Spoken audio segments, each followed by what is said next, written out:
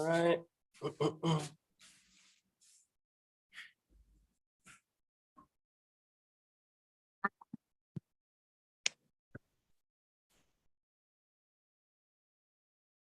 Perfect.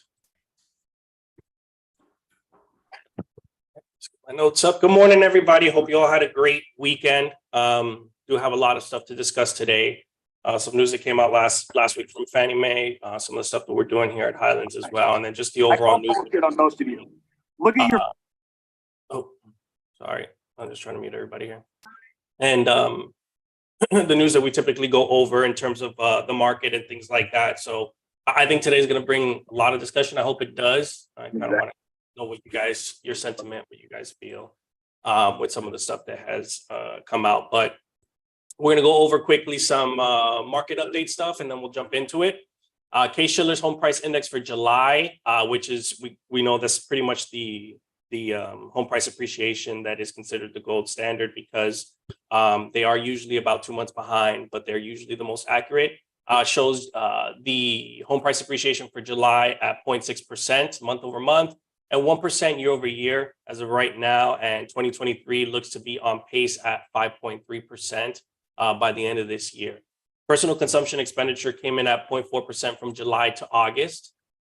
And that showed an increase of inflation of from 3.4% to 3.5%. However, the core, which strips out food and energy because those are volatile month to month, showed a 0.1% increase and showed a huge decrease year over year from 4.3 to 3.9%. Now, PCE is the Fed's favored measure of inflation, and that's the number that they want to get to, that 2% that they keep talking about. And we're slowly getting to that level. This week, the consumer price index does come out on Thursday, and I believe that we're going to see a huge decline as well in CPI, and that could help us in November when the Fed has their next meeting to see if they, hold off on another Fed rate hike. People still trying to come in here. And while we're seeing inflation come down, the Fed is still threatening one more rate hike before the end of the year, and the jobs reports aren't necessarily helping. The Bureau of Labor Statistics came out with their jobs report last week, which showed 336,000 jobs were created in September, which was way higher than the 170,000 that was expected. Of course, the bulk of these are part-time jobs and people taking on multiple jobs. When you think about jobs being inflationary or these jobs reports being inflationary, that's really not the case within this report. 151,000 of the jobs that were created were part-time, and the amount of people that were multiple job holders increased to 123,000 in that same report. There were really only 22,000 full-time jobs created when you look at that jobs report. But because that number was so much higher than what everybody expected, at least that headline number, we saw rates really take another big hit on Friday. There was really only one good day last week, and I think that was Wednesday or Thursday when the ADP jobs report came out, and that was lower than the expectations. ADP is basically private payrolls, right? You typically see those ADP pay stubs all the time. Those are people that are in private or private companies use ADP. The BLS jobs report is more so public and government jobs. Okay. I know that the market is reacting negatively to not only Fed rate hikes, but Fed rate cuts. And when the Fed will start cutting rates again, in terms of mortgage-backed securities in general and mortgage rates, I'm not worried about, I'm really only worried about rate hikes, not the bad news of the Fed rate cuts, because they're saying that they're not going to cut rates, or they don't expect to cut rates till late next year. And that means it's going to keep the Fed rates elevated for an extended period of time. I'm not too worried about that, only because once they stop, the market will stabilize a bit. Once they stop the Fed rate hikes, the market will start stabilize a little bit, even if they don't intend to cut down rates until the end of next year, because mortgage rates are not one for one with Fed rate hikes, right? Just because the Fed funds rates at 6% doesn't mean that rates are going to be elevated at that 6, 7, 8%, right? Right now, it's more so the concern for more instability, which is causing the instability, which is funny enough. Once we catch a breather, the market will play it out, right? And that's because really what mortgage-backed securities correlate with is the U.S. Treasury, the 10-year specifically, right? So right now, the 10-year is at 4.8 as of today. Usually, historically, mortgage rates have always been 200 basis points above what that U.S. Treasury is, or 2%, right? So basically, US Treasury at 4.8%. That means that rates should be right now, if we're talking about historically, at about 6.8 to 7%. Right now, they're actually at 300 basis points above the US Treasury. So US Treasury is at 4.8, rates are actually closer to about 8%. They're at that 7.8 mark.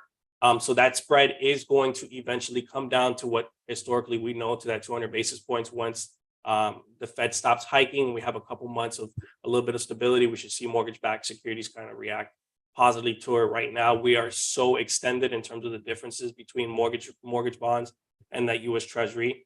The Fed rate cuts are going to be great for the market when that time comes, but I don't think that that's really going to, I don't think we have to wait for that, for rates to kind of start to come down a little bit, if that makes sense. So there were some changes with Fannie Mae, two really big ones. One of them that everybody's talking about is the multifamily loan to value. So we'll go over that one first, and then we'll go over the other one right after. So basically, Fannie Mae changed their guidelines where before, if you bought a multifamily, if you were as a primary residence, if it was a duplex, they would consider the one unit you're living in as your primary, and then the one unit that you are renting out as an investment property. So they would consider it a one unit investment, so that minimum down payment was 15% down on a duplex, on a primary. Now, and then as well, when it comes to triplex and quadplex, since you have 2 or 3 units that you're renting out, that's considered a multi-unit, and that down payment was 25% down, even if it was a primary. Now they wiped that out, and they basically said, if you're buying a primary, we're going to keep the down payment amounts low, 5% across the board, whether that be a duplex, triplex, or quadplex, it's big news, obviously, because now the client has options. But before, with FHA, what the issue is that if you want to really continue like your investment strategies as an investor for FHA, you really can only have one FHA loan, right? So think about it like that. Why I think this is going to be a big thing is because on a duplex, triplex, or quadplex, if you were to purchase at FHA, the next property you got would probably have to be conventional, and you probably wouldn't have that 15-25% to buy another multifamily, right? Conventional allows you to have up to 10 financed units. And so that means if you start off on FHA, let's say you still want to take advantage of that FHA, 3.5% down, you could still now purchase a new primary conventional in a year, 2 years at 5% down. And within a matter of 2-3 years, have 8 units that you have pretty much bring you money, or let's say 7 if you're living in one of them, right? And conventional really doesn't have that. You can only have one conventional loan at a time. You have to have 10. The maximum is 10 finance units. But now you could really you don't have that 100-mile rule, right? So you can start off 1 year, 5% down. If you saved up enough money, 5% down that 1 year, sacrifice for those 365 days where you're living in that duplex, triplex, or quadplex. Make sure that you're filing your taxes correctly. It's going to be the most important part when you're starting to depart that residence. And now next year, in a matter of 2 years, you can have 8 units that that are financed. I think that is incredible. And that helps people kind of be able to get into being really fast investors, or being investors much, much quicker because of that difference in guidelines. Dr. Carlos said, repeat the change again. Oh, so before, Fannie Mae would require, if you were doing a multifamily, even as a primary residence, you'd have an elevated down payment, right? So you would go from 5% down on a single unit for Fannie Mae to 15% on a duplex and 25% on a triplex or quadplex. They have now basically stated that if you're buying a primary residence, even if it's a multifamily, you could do 5% down, okay? So you now have that option with conventional, which is great, but I think the important thing is how you're going to be able to kind of stack that and educate your clients on really what that huge benefit is. Because it's not about, okay, conventional is going to be, now we can go conventional. We don't have to force FHA. While that is great, right? I think the benefit is going to be that now you can kind of play off both and really start to stack your investment strategy. The other thing that changed is self-employment guidelines. Starting January 2024, they've already kind of implemented it. They want lenders to already start implementing these changes within their systems. But basically, before, if you were self-employed, you needed a minimum of 2 years of self-employment right? We needed to show that history. And it was very rare that Fannie Mae would allow you to use a 1-year personal or business tax return. Well, they basically said that now you don't need 24 months or to show 24 months. You really only need 1 full year of tax returns. And you only need to show that 1 year of personal and business. So that, I believe, is probably also going to be very, very big for a lot of self-employed borrowers. Because a lot of the issues that they have is I don't really want to pay taxes for an extended period of time, right? Because then you have 2 years of, you're showing $100,000 for 2 years, you're talking about $60,000 in taxes that you're paying, right? Now it's kind of like, hey, you sacrifice this 1 year, you go on a payment plan for your tax returns, and you qualify to be able to purchase a home based off of 1 year taxes if you don't have those 2-year history. Okay, so if they started a business this year and they file their taxes in 2024 and they only have that 1 year tax return, we'll be able to qualify them with just that 1 year tax returns. They don't need the full 2 years. Okay, to make sure that their SunBiz correlates with their exact start date, January 2023 or whatever the case is, and they file those taxes correctly, personal and business, they'll be able to only use 1 year tax return. What about refinancing? Will it still be 1 year tax return? Yeah, it won't matter. So the guideline change is really for somebody who's less than 24 months or less than 2 years, right? So if you have that less than 2 year history, self-employment, then it's okay. You don't need those 2 years. You could go based off of 1. If you have 2 years, anywhere between 2 to 4 years, you're probably still going to be required to show 2 year tax returns. After year 4, when you start from year 5 forward, you only need 1 year tax return. So it's kind of really that 2 to 4 years is the one that shows that says that you need the 2 year. Anything less than 2 years, you only need 1 year, and anything above 4 years, which is 5 years plus self-employment, you only need 1 year tax return.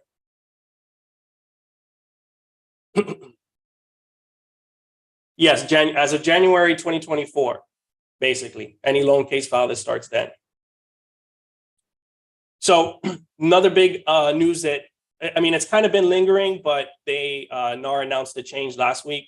So for those of you that don't know, the National Association of Realtors, they're going through a few lawsuits in terms of the brokerage agreements and forcing sellers to pay buyer agents commissions is really the biggest thing. And so the rule for the most part from NAR before was that the seller was required to pay at least $1 commission towards the buyer's agent, which was like the obviously they didn't do that. They still had the percentage, but that was the rule, that there was something that had to go to the buyer's agent. Recently, last week, they removed that, and they basically said that a person can still be can still abide by NAR's rules and not pay the buyer's agent's commissions. Well, these lawsuits are basically going to, or they're trying to make it so that the seller is not obligated no matter what. And it puts the buyer's agents into a position to find out how they are going to be able to really have a job, I think is really the easiest way I could put it, right?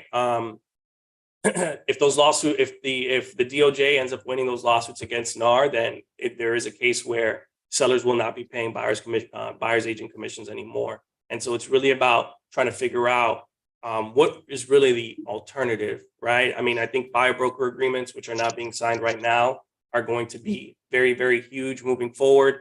Letting the buyer know, if you work with me and the seller doesn't pay a commission, you will need to pay me X amount, whether that be a percentage or whether that be a flat compensation. And now that's a conversation you need to have with the buyer. That is extra money towards their closing costs, which a lot of people do not have or do not want to pay, right? Or it's going to lead to a lot of unrepresented buyers and listing agents pretty much being able to manage those transactions on the listing side. And if they do that, we all know that typically there is no responsibility. They don't have a fiduciary duty to really care for the buyer, right? And so they may kind of finagle this transaction to really push for the seller, or really represent the seller, and the buyer ends up being shit out of luck because the buyer doesn't have the money to pay for commission for a buyer's agent. And so they're basically in a position where they may be paying more for the property than what really they should be, because they don't have somebody there to really represent them or negotiate on behalf of them, right? And then as well as managing the transaction, who's going to be able to do that for the buyer when it comes to the inspection and stuff like that.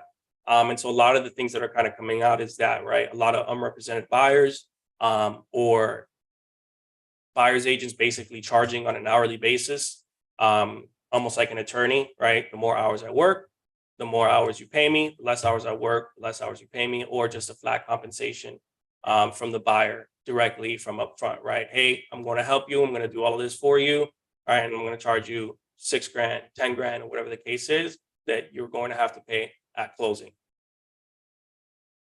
Yes, it does. And so the lawsuit that's regarding Remax is very, very similar, Mary. That one is not, NAR is not involved in that one, or it's not named the defendant in that one, but it's basically the same. It's basically the same thing, where they are, where Remax is under a lawsuit for pretty much the same thing, the buyer agent commission, right? There's like 2 or 3 different lawsuits going on, that pretty much are around the same lingo, which is the buyer agent commissions and buyer agent agreements. And in my opinion, if NAR lowered their or came out with that news where the seller is not obligated to pay and they can basically do a $0 commission, it means that they don't think that they may lose, basically, or they have an inkling that they might lose, and that may not be good for. Sorry if I'm asking you to mute, it's because I'm trying to mute the other people, and it's because they they don't think that they can win, which is something that I kind of put on Instagram to just try to position your business, see how you can, even if it doesn't end up happening, at least try to be creative with the buyers that you're going to be working with in the future. Because if they have to now start paying for your commission, plus all their closing costs and stuff like that, how does that work? What does that look like for your particular client? I think it will take some time for that to become the norm. And there may be companies, I think what ends up happening, or something that's possible as well that I was thinking of, is because obviously I don't think that we're going to see an influx of unrepresented buyers. There may be companies, right? Let's say for Zillow, for example, that basically will say if you use a Zillow agent, buyer's agent, you don't have to pay commission, right? And so now Zillow can kind of hound in on that market as a commodity. And if you're a Zillow preferred agent, maybe Zillow pays you W-2, or maybe it's contracted, but maybe it's a set dollar per hour, right? And you're basically being almost like a salaried employee that's tied to these bigger companies because now they have the upper hand, right? And so something like that is possible. I haven't seen any news about it, but that to me would also make sense, where you have to become like a Zillow preferred agent and you'll get paid X amount, and they're going to give you these buyer leads that don't have to pay commissions. And so the buyers are going to use you because they save money. The sellers don't have to worry about that. And you're basically kind of tied to these bigger conglomerates, right? Rachel, do you think that this is likely to happen? Do I think that that NAR loses the lawsuit? I mean, I hope not. But the fact that they're changing their guidelines means that within their legal team, there's probably something that they're talking about that says, hey, there is potential that the whole structure of real estate can change as we kind of know it to be, right? And that's really the scary part, because if they're making these adjustments, there's some sort of recommendation that's being made that's like, hey, this is actually something that is pretty serious that the DOJ may have a big case for, right? Because really the people that are heading is the Department of Justice, and the government won't get involved in a lawsuit unless they can think they can win, right? And so that's really what's the scary part. I don't know if it will go through. I hope not, right? Because it really doesn't benefit the buyer at all when you think about it. There's nothing that will benefit the buyer. There's no good that comes for the buyer on this, right? The seller's the one that makes the most money out of the transaction, which they earned, right, by buying their home in the first place. And usually you have a bunch of realtors that are representing, or you have a bunch of realtors that represent a bunch of buyers. And in order to connect one and one together, that realtor has to be compensated, right? And so in the past, it has always fallen to the seller. And I think that's really the way to make it, to keep the market as competitive as possible. Because if you remove that and you have buyers kind of wandering around or being represented by the seller's agents, you're not really, they may not get the actual correct representation that they need, in my opinion. So I hope it doesn't go through. But if NAR is moving these pieces around already with their, with changing their guides and how sellers are no longer obligated to pay buyer's commissions, is probably because there's someone in their ear saying, "Hey, DOJ has a good case." I believe it starts in about 2-3 weeks. Is when the case against NAR is going to start. So where our rates right now, they are very, very high, almost in the 8s, right? And it's really because of those jobs reports, like I mentioned earlier, and because of the Fed doesn't be quiet, and they continue to threaten Fed rate hikes, and it's basically scaring the market, right, and causing people to sell off their bonds and their treasury bonds and their mortgage-backed securities, right? And so I believe that once the Fed stops threatening rate hikes, like I told you, I think that the market's going to stabilize a little bit. But as of right now, they continue to increase, and it's making it much more difficult for buyers as they're coming in to get pre-approved, to really get pre-approved for an amount that they want or an amount that they feel comfortable paying. Okay, and so because of that, we are offering my team specifically. Have a client at 8.1. Yeah, you see, my team specifically is offering the 1.0 buy down. Okay, not the company, it's my team. We're taking the hit. So basically, if that rate for today's perfect example is at 8.1, that means that their first year, the client is going to start at a 7.1 free of charge, right? They're not going to get paid for that, or they're not going to pay for that 1.0 buy down. We're going to we're going to take the hit on that 1.0 within the team, so that way that client starts off that first year with a lower interest rate. Because what we want to do is we want to really try to extend out the higher rate for them as much as possible, so that it gives time for rates to kind of come down, and hopefully by the end of next year they are back in the 6s or the 5s or whatever, so that person can refinance before they actually have to hit that 8.1% interest rate.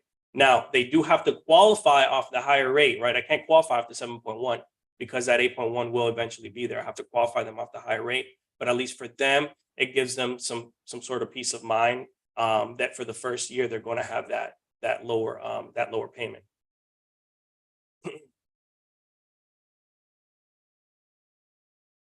It's possible, Lorraine. Unfortunately, wars are good for bonds, and that would be a good thing for the U.S. In terms of the Treasury and in terms of mortgage-backed securities. I mean, I hope it doesn't get to that point. But I did read something this morning that a lot of Congress people are buying defense stocks or war stocks of defense companies. So it looks like they may be leaning towards that. That would suck, but it would actually be good for mortgage-backed securities and U.S. Treasuries and bonds in general, which makes you think if that's really the purpose of why they would want to kind of go and help Israel. Is it because the market's doing so bad and they kind of want it to adjust? I don't know, but all I know is that war is typically good for bonds.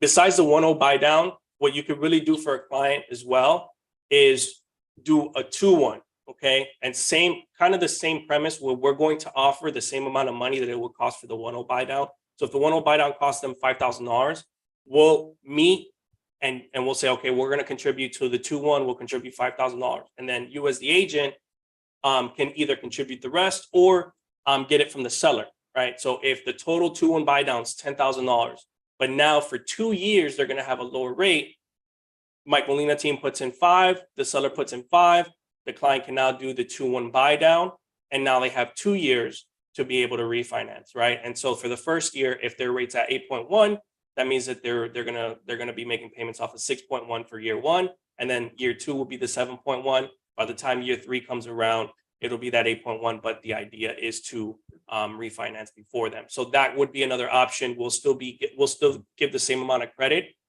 for the buyer if they do want to do the 2.1. We just have to get the other portion of the credit from the seller or the realtor if possible, so that way they really get that comfortability for that those first couple years. Yes, builders are winning right now because they're able to give the huge credits and put it towards buying down the rate. Highlands is coming out with a soft pull credit score that is Fannie Mae approved. Correct. Yeah. So with the buy down, no down payment assistance can be used. This is specifically good point because I forgot to mention it. The buy down is really only for a standard FHA, conventional VA or USDA loan, right? You can't do it on a non-conforming bank statement 1099. You can't do it on down payment assistance. It has to be a standard FHA conventional VA. That's for a client that may not qualify for down payment assistance. They'll be able to still use those buy downs. Highlands is coming out with a soft pull that is Fannie Mae approved. So meaning I pull the credit score, it's not a hard inquiry on the client. And then what happens is that we can still run DU with that soft credit pull, which to you guys may sound like, oh, cool, but that's something that doesn't exist. If I do a soft pull right now, I can't give a DU approval with it, right? And so this is kind of a pilot that Fannie Mae is doing that Highlands is approved on. And maybe some other lenders are, but I know that specifically we'll be doing that soft credit pull, and it is going to be Fannie Mae approved. So we'll be able to run DU and everything. We don't have to pull credit until right before that loan is about to close. Correct. Yeah. So if they don't refinance within year 1 or 2, if they're doing the 2-1 buy down, then they will start paying on that rate that they close with. But that you're talking about 2 years out at that point, or a year out at that point, right? And then if they do refinance within that time frame, by the way, anything that's left over from that 2-1 or that 1-0 that they didn't use is actually deducted from their payoff. So it's still their money. I just wanted to make sure that it wasn't going to be at the rate at that time of the refinance, or if they don't get to refinance, they pay off at the rate that they closed on. So if they close on an 8. If it's an 8.1 after year 1, it's going to go up to that 8.1. Okay, I just want to make sure if it's like 10% in 2 years, will they have to pay the 10%? No. Yeah, no, they got that. Yeah, their rate's fixed. Okay, good. Okay.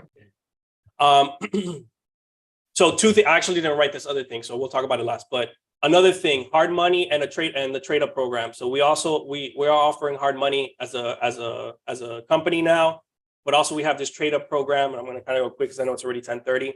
On the trade up program, basically, if you have a seller that wants to sell, but they can't really sell without purchasing first, because obviously they want to have somewhere to move.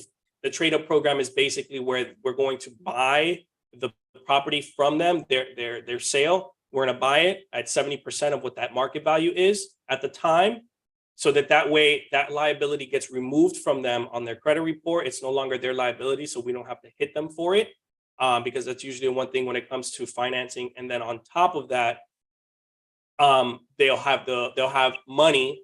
They'll have up to 70% of that market value to be able to put towards the down payment of their new purchase. And then once they close on the purchase and the sale of their home goes through completely with another buyer, because remember, they're still selling the home that they lived in, right? The only thing is that you're basically getting rid of that obligation for them on their credit report, but they're going to still be the selling agent, and the seller is still going to be responsible for getting that home sold. Once they sell that home and they purchase that new one, they'll get the 30%, the difference of what that market value is. And then the seller and then the listing agent will get their commission at that time. So it kind of frees up the seller from having to rush to sell. And then on top of that as well, what it does is it gives them the money to be able to purchase the property that they want to purchase, and then being able to worry about the sale after, by freeing up that obligation from them, as opposed to doing that 1-for-1. And so this is an option that you can give to sellers that are looking to sell, but have that concern, as opposed to you guys trying to do those transactions back to back. We know a lot of times that they get delayed, or the buyer doesn't have closing, and then the seller's in a tough spot. You have that trade up program for that reason. Okay. What is the cost for that loan at 70%? That's a good question. I'm going to get you that answer, because this is something that is just a pilot. We're already doing these loans, and I know the person that's doing it. I actually have a call scheduled with him this week. So by next Monday, I'll have more information for you guys as it pertains to what that seller's cost looks like on that end. And then that way we can actually have some real numbers. I just wanted to kind of put that out there for you guys, so you can already start talking to sellers to see if that's an option for them, especially you guys that go on to those listing presentations, that there is a trade-up program that's being offered for them. The LTV for the hard money loan is usually 70-80%, depends, right? Everything with hard money depends on the deal, right? What they're looking for, or what you're looking for on the deal, what that ARV looks like, and things like that. And then lastly, right now is a very, very good time. You said you went to school? Sorry, go ahead. Sorry, my apologies. Oh, okay. No, I thought you were asking a question. Lastly, right now is a good time for buyers, a good and a bad time. Okay, so I want you guys to really take note of this. Any buyer that's looking to that is looking for a property right now is going to be closing in November. Okay, if their DTIs are tight, November, new property taxes come up. Okay, this will destroy a lot of loans with people that are at the 48-49% DTI range, because property taxes are going to increase because property values have increased, even if that person is homesteaded. Okay, so take this into consideration, that anybody that's closing in November, right, that loan is going to be in processing now. Everything's going to be going and flowing through. And then by the time they're going to be closing November 15th, that updated property taxes are going to be pulled by the title company. And at closing, there could be an issue. So just make note of it. If you have clients that are under contract with other lenders, lenders don't think of shit like this. You need to be able to tell them, hey, property taxes in November, just be on the lookout before closing. Don't want to make this deal, don't want this deal to fall apart, right? And so just keep that in mind. It is also a benefit for them, because if you close anywhere in November and December, you qualify for homestead exemption in January, okay? So it's also a good thing for the buyer to be able to close on this, on the home, as long as they qualify, whatever, and then be able to do homestead exemption in January, right? November, December is usually the best months for that, because you're going to get the updated property tax, right? And if that person that that property tax is on is homesteaded and they've lived in there forever, that bill is for the full year. And then on top of that, you purchase at the new price point and you're able to qualify for homestead exemption in January. So the next time your property tax bill comes, it's already has your homestead exemption attached to it. That's a big plus, because if you purchase anywhere from January to October 31st, right, that new tax bill is going to be based off of when you purchased it without homestead exemption, because you have to be the owner. In order to qualify for homestead exemption, you have to be the owner by January 1st. So when you're purchasing in November, December, that new tax bill already comes out. So that's the tax bill that you're going by. But then in January, you qualify for, or you already qualify for homestead exemption. So by the time the next tax bill comes, it'll already have your reduced taxes on there. Correct. Just in case. Yes, Shaniqua. They need to be, you need to be very, very diligent with that DTI in November. It usually always happens, right? You hear, I hear it all the time in this office in November. Oh my God, the property taxes increased. Now this client doesn't qualify. Now I have to do this. Now I have to do that. There's ways that you can sometimes get around it by paying off more debt and stuff like that. But just be aware. Okay, that's all I can say. That's all the news for today. For the 1.0 buy down, I am doing flyers. I owe a couple of you guys that emailed me some of those flyers. You guys can send me your headshot or send me an email saying that you want, the 1.0 buy down flyer that you want to promote, and I'll send it over to you with your headshot and your information on it. Other than that, hope you all have a great week. Let's fingers crossed for Thursday with that consumer price index. Hopefully it comes in really low. Hopefully you get rates down a little bit and the market stabilized. Thank you all, and I'll see you next Monday. Peace. Thanks, Mike. No problem. Thanks, Mike. Great information. Have a great week. Thank you, Mike. Appreciate you, man. Thank you guys. Thank you, Mike. Email Dr. Carlo.